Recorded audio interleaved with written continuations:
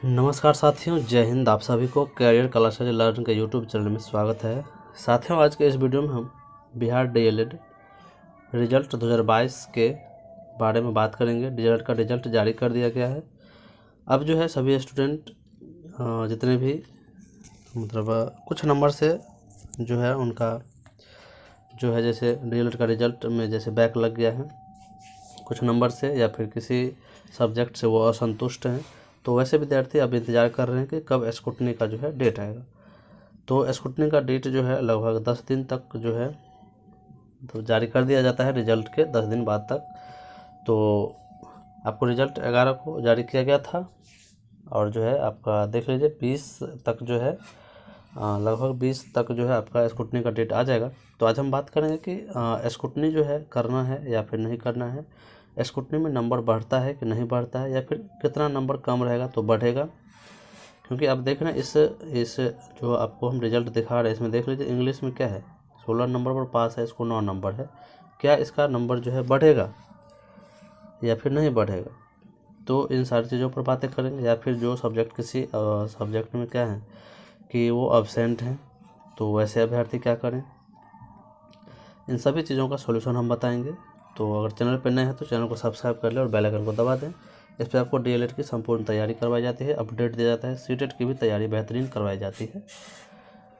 तो चलिए और भी हम बात करते हैं कि बहुत अभ्यर्थी कमेंट कर रहे थे सर आरटीआई करें या फिर स्क्रूटनी करें, आरटीआई अच्छा होता है कि नहीं होता है, तो इन सारी चीज़ों पर हम बातें करेंगे। ठीक है, तो सबसे पहले जो भी रिज़ल्ट आया है आपको पता है लगभग जो है 25 से 30 हज़ार स्टूडेंट जो है हर एक ईयर में जो है, यानी कि 21-23 फर्स्ट ईयर का रिजल्ट आया है, तो इसमें भी लगभग जो है 25 से 30 हज़ार स्टूडेंट होगा। फिर जो है और 20-22 जो है सेकेंड ईयर का आया है, तो इसमें भी लगभग 25 से 30 हज़ार स्टूडेंट होगा।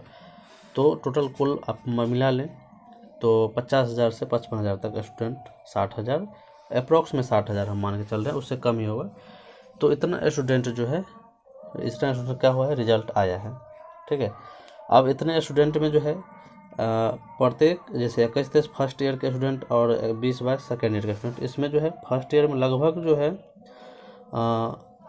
5 से 6 हज़ार बच्चे ऐसे होंगे जो जिनका बैक लगा होगा, या फिर जो किसी कारणवश उनको लगता होगा कि नहीं जैसे इस सब्जेक्ट में मेरा 66 नंबर है तो इसमें 90 नंबर होना चाहिए या फिर 80 नंबर होना चाहिए, तो ऐसे असंतुष्ट अभ्यर्थी होंगे।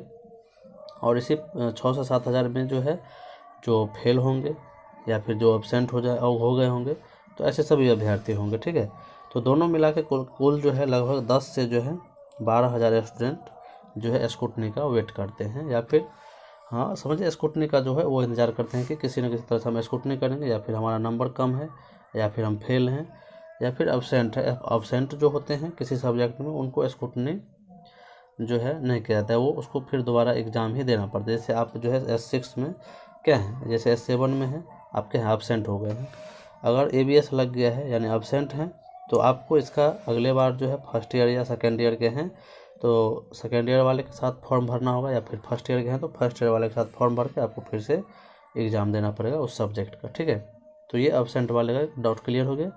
अब हम बात करते हैं जो फेल हैं या फिर जिसका नंबर क्या है, लगता है कि हमें इस सब्जेक्ट में नंबर कम है, तो वैसे अभ्यर्थी क्या करेंगे, वैसे अभ्यर्थी जो है स्क्रूटनी करते हैं। क्या करते हैं, स्क्रूटनी। ठीक है, और जो अभ्यर्थी प्रैक्टिकल में अब्सेंट है उनको कुछ नहीं करना पड़ता है, ये कॉलेज का काम है, कॉलेज की जिम्मेवारी है। वो अगले बार जब प्रैक्टिकल होगा तो उस सेशन के अभ्यर्थियों को क्या करेगा, प्रेजेंट करके वहाँ से भेज दिया जाएगा, उसका काम हो जाता है। ठीक है, वैसे अभ्यर्थी को दोबारा एग्ज़ाम नहीं देना पड़ता है, ना ही फॉर्म भरना पड़ता है। समझ गए, ये डाउट क्लियर हो गया। अब दो स्थिति में आपको स्क्रूटनी करना है, एक तो फेल है या फिर आपको लगता है कि हमारा नंबर कम है। ठीक है, तो जब आपका नंबर कम रहता है, ये जैसे आपको इसमें 37 नंबर है तो आपको लगता होगा कि नहीं हमें इसमें 40 या 45 नंबर आना चाहिए। ठीक है, तो ऐसे अभ्यर्थी स्क्रूटनी करते हैं। तो स्क्रूटनी का चार्ज आपको पता है कि 200 रुपया पर सब्जेक्ट होता है। क्या होता है, 200 रुपया पर सब्जेक्ट होता है। अगर आपको ये द्वितीय वर्ष का है, इसमें टोटल 9 सब्जेक्ट है। ठीक है, तो पर सब्जेक्ट आपको 200 रुपया, आप जितने सब्जेक्ट में करना चाहते हैं तो पर सब्जेक्ट आपको 200 रुपया जो है बोर्ड को देना पड़ेगा। ठीक है, फर्स्ट ईयर में 12 सब्जेक्ट है, तो अगर आप किसी सब्जेक्ट में करना चाहते हैं तो उसमें भी आपको क्या होगा कि पर सब्जेक्ट 200 रुपया देना पड़ेगा। ठीक है, इतना समझ गए। तो जैसे आपका नंबर कम है तो स्क्रूटनी आप कर सकते हैं, उसके बाद फेल है तो स्क्रूटनी कर सकते हैं।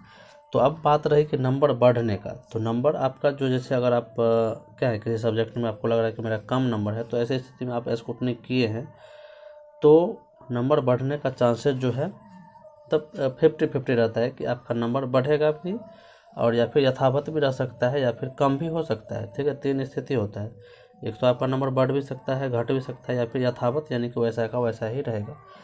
तो इस स्थिति में जैसे आपका नंबर कम है कि आपको लग रहा है कि इसमें हमें 73 नंबर है आया है, हमें 90 नंबर आना चाहिए, तो ऐसी स्थिति में आपका जो है क्या होगा, नंबर बढ़ भी सकता है, घट भी सकता है और वैसे भी रह सकता है। अब कॉपी मूल्यांकन की बात करिए तो कॉपी मूल्यांकन जो है आपको 3 चीज़ का होता है, वो आगे हम आपको बताएंगे किस किस चीज़ का होता है। जो स्क्रूटनी जो होता है उसमें किस चीज़ का जो है दोबारा चेक किया जाता है। ठीक है, पूरा कॉपी जो है आपका चेक कम ही होता है। ठीक है, पूरा कॉपी चेक नहीं होता है, क्या होता है वो आगे हम आपको दिखाते हैं। चलिए ठीक है, इसमें आपका जो है क्या होता है, नंबर जो है आपका मतलब 50-50% आपका बढ़ भी सकता है, घट भी सकता है। ठीक है, या फिर वैसे भी रह सकता है। लेकिन जब आपका आप किसी सब्जेक्ट में फेल है, क्या है कि फेल हैं, तो अगर फेल जैसे यहाँ पे देख लीजिए इस स्टूडेंट का क्या है 9 नंबर आया है, 16 पर पास है, तो देख लीजिए 16 पर स्क्रूटनी अगर आप करते हैं इस सब्जेक्ट का तो 200 रुपये आप खर्च किए। ठीक है, 200 रुपये खर्च किए तो इसमें क्या हुआ कि अगर जैसे हमें पता चला, किसी टीचर से ही पता चला जो कॉपी मूल्यांकन करते हैं, उन्होंने बताया कि जैसे 16 पर स्टूडेंट पास है, ठीक है, अगर उनको 13 नंबर आया है, ठीक है, 13 से 14 नंबर आया है, ठीक है, 13 से ऊपर समझिए 13 से ऊपर आया है, तो ऐसे स्टूडेंट को क्या किया जाता है कि ग्रेस मार्क दे करके पास कर दिया जाता है। क्या कर दिया जाता है, पास कर दिया जाता है। लेकिन अगर 13 नंबर से कम है, जैसे 10 है, 11 है, 12 है, तो इससे कम 12 से यानी कि 13 से कम होना चाहिए। तो 13 से अगर कम है तो ऐसे स्थिति में 97% हम बोल रहे हैं कि ऐसे स्टूडेंट का नंबर क्या होता है कि नहीं बढ़ता है। क्या होता है, नहीं बढ़ता है। ठीक है, और 3% ही समझिए स्टूडेंट ऐसे होता है जिसका जो है 2 या 3 नंबर से बैक है, तो उनको पास कर दिया जाता है। जैसे हमारे साथ एक स्टूडेंट थे हमारे कॉलेज में, उनको जो है क्या था, इंग्लिश में जो है लगभग 12 या 13 नंबर था, तो 13 नंबर था तो उसको 3 नंबर करके 4 नंबर करके बढ़ा दिया गया, तो उसको उसमें 2-3 नंबर बढ़ भी गए, यानी कि 18-19 नंबर आ गया। तो ऐसा हुआ है क्या, तो अब समझिए हमारे सेशन में 20-22 सेशन में जो है 18-20 सेशन में क्या था कि स्टूडेंट की संख्या 100 था, उस टाइम जो है हमारे सेशन में 50 ही था कॉलेज में, किसी किसी कॉलेज में 100 भी होता है, तो हमारे कॉलेज में 50 था। 50 में से लगभग जो है 15 से 16 बच्चे क्या थे, स्क्रूटनी के शिकार थे। ठीक है, स्क्रूटनी करवाए थे, उसमें से मात्र जो है 2 से 3 स्टूडेंट का क्या हुआ था, स्क्रूटनी हुआ। ठीक है, 2 से 3 स्टूडेंट का जो है नंबर बढ़ा, नहीं तो सब यथावत ही रह गया। ठीक है, तो समझिए कि आपको 20 में से जो है लगभग 10 से 20% स्टूडेंट का जो है 10% समझिए कि नंबर बढ़ा, नहीं तो जो है 90% स्टूडेंट का नंबर नहीं बढ़ा।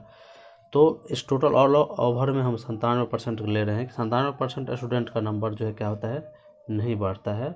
और जो है इससे 3% में जो होते हैं 3% जो होते हैं स्टूडेंट, उसका जो है नंबर क्या होता है 2, 3, 4 नंबर बढ़ा दिया जाता है। ज़्यादा से ज़्यादा 2 से 3 नंबर या 4 नंबर बढ़ाया जाता है, इससे ज़्यादा नहीं बढ़ाया जाता है। ठीक है, ये स्क्रूटनी की सच्चाई है। ठीक है, तो स्क्रूटनी आपकी मर्जी, आप करें, स्क्रूटनी आ रहा है डेट तो आप करें स्क्रूटनी। ठीक है, लेकिन इसमें क्या होता है, अगर आप ज़्यादा नंबर से फेल हैं तो आपका नंबर नहीं बढ़ेगा। ठीक है, क्योंकि कॉपी जो है पूरा चेक फिर से रिपीट नहीं होता है। क्या होता है चेक, वो हम आगे आपको दिखा रहे हैं, तो चलिए वो देखते हैं पहले। तो यहाँ पर आप देख लीजिए आपकी कॉपी का किस किस चीज़ का मूल्यांकन होता है, स्क्रूटनी जो आप करते हैं तो फिर उसके अंतर्गत क्या सब होता है। ये देखिए यहाँ पे यदि अंदर के पृष्ठों की अंक मुख्य पृष्ठ पर अंकित नहीं है तो उसमें सुधार होगा। जैसे अगर कोई पहला क्वेश्चन है, ये मान लो 10 नंबर का क्वेश्चन है, वैसे 5 नंबर का पहला क्वेश्चन होता है, हम मान लो 10 नंबर का क्वेश्चन है ये, इसमें क्या है कि ये कॉपी ये मूल्यांकन हुआ ये क्वेश्चन, इसमें हमें कितना 7 नंबर आया। अगर इसमें जो है 7 नंबर है, लेकिन हमें जो है मुख्य पृष्ठ पर इसका जो है क्या है कि मतलब 3 नंबर ही मिला, 5 नंबर ही मिला, तो यही है, इसका सुधार कर दिया जाएगा कि यदि अंदर के पृष्ठों के अंक मुख्य पृष्ठ पर अंकित नहीं है तो उसमें सुधार किया जाएगा।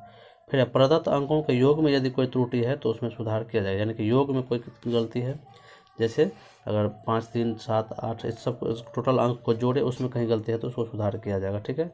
यदि कोई प्रश्न या खंड अमूल्यांकित है तो उसका मूल्यांकन कर प्राप्तांक में सुधार किया जाएगा। जैसे कोई प्रश्न अगर 6 नंबर का प्रश्न है, इसका चेक नहीं हुआ तो उसको सुधार कर दिया जाएगा। ठीक है। और स्क्रूटनी के परिणाम स्वरूप आपका अंक बढ़ भी सकता है, घट भी सकता है और यथावत भी रह सकता है। ठीक है। तो ये स्थिति आपको स्क्रूटनी के अंदर बता दिया गया है। तो स्क्रूटनी में आपको हम सच्चाई बता दिए, 97% स्टूडेंट का स्क्रूटनी में नंबर नहीं बढ़ता है। जो 2 या 2-3 नंबर से क्या रहता है, मतलब बैक रहता है, उसको बढ़ा के जो है ग्रेस दे दिया जाता है, नहीं तो नहीं दिया जाता है। आपको फिर से दोबारा एग्ज़ाम देना पड़ता है, किसके साथ और कैसे, तो समझिए। जो जैसे अभी 21-23 के फर्स्ट ईयर के स्टूडेंट हैं, उनको जो है अगर इसमें जो कोई अगर बैक लगा हुआ किसी का, अगर उसका नंबर नहीं बढ़ा है स्क्रूटनी में, तो उसको जो है किसके साथ, यानी 22-24 वाले फर्स्ट ईयर के स्टूडेंट के साथ जो है क्या देना पड़ेगा, एग्ज़ाम देना पड़ेगा जब इसका एग्ज़ाम होगा फर्स्ट ईयर का। ठीक है। और जो 20-22 वाले स्टूडेंट हैं, उनमें अगर कोई छूट जाएगा स्क्रूटनी में, अगर नंबर नहीं बढ़ा, तो उनको जो है 21-23 के सेकेंड ईयर वाले के साथ एग्ज़ाम देना पड़ेगा। ठीक है। तो ऐसी स्थिति है। अब समझते हैं आरटीआई करें या फिर स्क्रूटनी करें। तो आरटीआई पहले समझ लेते हैं। ये इसका फुल फॉर्म होता है राइट टू इन्फॉर्मेशन। क्या होता है, राइट टू इन्फॉर्मेशन, आरटीआई। ठीक है। सूचना का अधिकार, राइट टू इन्फॉर्मेशन। ठीक है। राइट टू इन्फॉर्मेशन, सूचना का अधिकार। इसमें क्या होता है कि हमारा जो संविधान की धारा 19(1) है, ठीक है, 19(1) के तहत जो है एक मूलभूत अधिकार हम सभी को प्राप्त है, प्रत्येक भारतीय नागरिक को, कि उसमें बोलने और अभिव्यक्त करने की स्वतंत्रता दी गई है। ठीक है। क्या है, अभिव्यक्त और बोलने की जो स्वतंत्रता दी गई है। इसमें आपका अधिकार है कि आप सरकार की जो है क्या नीति है, उनका क्या कार्य है, वो मतलब अपनी सरकार में कैसे भूमिका दे रहे हैं, मतलब क्या कार्य कर रहे हैं, कैसे कार्य कर रहे हैं, इन सारी चीज़ों का आप ब्यौरा सरकार से ले सकते हैं। ठीक है। आपकी ये आपका ये अधिकार है। ठीक है। तो आरटीआई कैसे किया जाता है, तो ऑफलाइन भी कर सकते हैं आप, ऑनलाइन भी कर सकते हैं। ऑफलाइन का चार्ज 50 रुपया है। ठीक है। आरटीआई करिएगा तो आपका क्या होगा कि कॉपी पर जो है आरटीआई से आपको ज़्यादा इफेक्ट पड़ेगा, कि आरटीआई करने से क्या होगा कि आपका कॉपी का मूल्यांकन रीचेक हो सकता है। ठीक है। क्योंकि स्क्रूटनी में तो रीचेक होता नहीं है, बस यही चीज़ किया जाता है। आरटीआई अगर आप करते हैं तो हो सकता है कि आपका कॉपी मूल्यांकन दोबारा किया जाएगा। 50 ऑफलाइन में 50 रुपये चार्ज है। यानी तो ऑनलाइन करना चाहते हो तो आप किसी भी साइबर कैफ़े पे जाके आप पता कर सकते हैं कि आरटीआई करना है। ठीक है। तो ये आवेदन इसमें जो है ऑफलाइन में क्या कर सकते हैं, आवेदन पत्र को एक फॉर्मेट आता है आरटीआई का, उसमें लिखकर अपना जो भी आपको परेशानी है उसको फॉर्मेट को लिखकर, एक सफ़ेद कागज़ हो या फिर इसका फॉर्मेट हो, उसमें लगा करके उसके अंदर उसमें जो भी जानकारी है उसको लिख करके जन सूचना अधिकार के पास जो है जमा कर दिया जाता है। ठीक है। जो जन सूचना अधिकार है, और या फिर उसका एड्रेस आपको पता है तो आप पोस्ट के माध्यम से भी भेज सकते हैं। ठीक है। ये हर सरकारी विभाग में होता है। आप जाके बोर्ड ऑफिस में आरटीआई कर सकते हैं, बोर्ड ऑफिस में ये विभाग होता है आरटीआई का। ठीक है। आप जाके वहाँ पे कर सकते हैं। ठीक है। तो ये आरटीआई समझ गए, आरटीआई आप कर सकते हैं, आरटीआई का असर ज़्यादा हो सकता है। ठीक है। तो चलिए, आपको आशा और उम्मीद है कि आप स्क्रूटनी के बारे में सारा चीज़ समझ गए होंगे। स्क्रूटनी में कितना नंबर बढ़ेगा, कितना घटेगा, कैसे क्या क्या रहता है, इन सारी चीज़ों को आप समझ गए होंगे। आशा और उम्मीद है कि अच्छे से समझे होंगे। वीडियो अच्छा लगा होगा तो लाइक, सब्सक्राइब और शेयर जरूर करें। धन्यवाद।